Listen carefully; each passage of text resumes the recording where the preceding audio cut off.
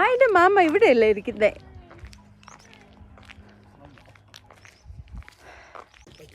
അപ്പോൾ പാക്ക് ചെയ്തപ്പോൾ എന്നോട് പറഞ്ഞു ജാക്കറ്റ് എടുക്കാമെന്ന്. ഞാൻ പറഞ്ഞു എന്തിന്, സമ്മറല്ലേ, ജാക്കറ്റ് എടുത്ത. പക്ഷെ ഇവിടെ ഭയങ്കര തണുപ്പാ.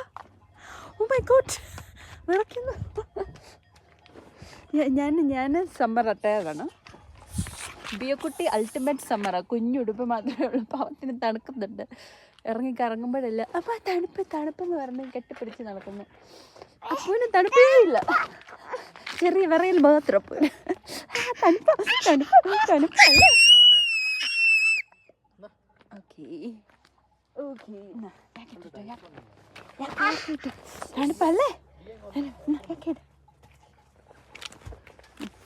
അയ്യോ ബിയ താഴെ പോയേ. ഓക്കെ ആണോ ഇപ്പൊ ബിയ?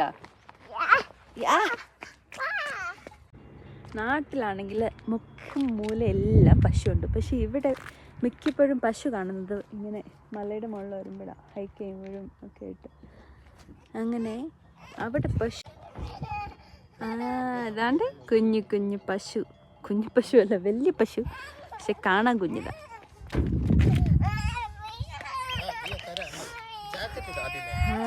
ഈ ഡ്രാമയൊക്കെയാണ് നമ്മൾ റെക്കോർഡ് ചെയ്യേണ്ടത്.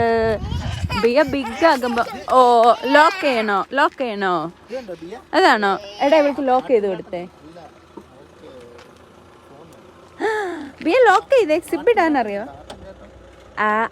ആടിന്റെ കക്ക ഉണ്ട് അവിടെ. ബിയ ആട് കക്ക അവിടെ.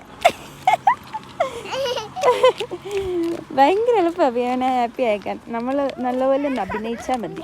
ബിയ അഭിനയിക്കുക, അങ്ങനെ നമ്മൾ ഹാപ്പിയാണ്. കണ്ടപ്പോൾ എന്തിനാ കരയുന്നേ? എന്താ വേണ്ടേ? ഇത് ബിയല്ലേ ഇത്? അപ്പു എന്നാ ചെയ്ത ബിയനെ?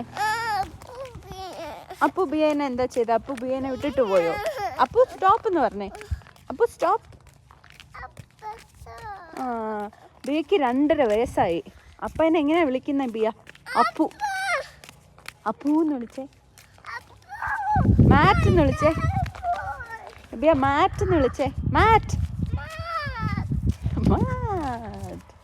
ബിയ അത് സ്പീഡ് പ്ലാറ്റ്സ് ആണോ?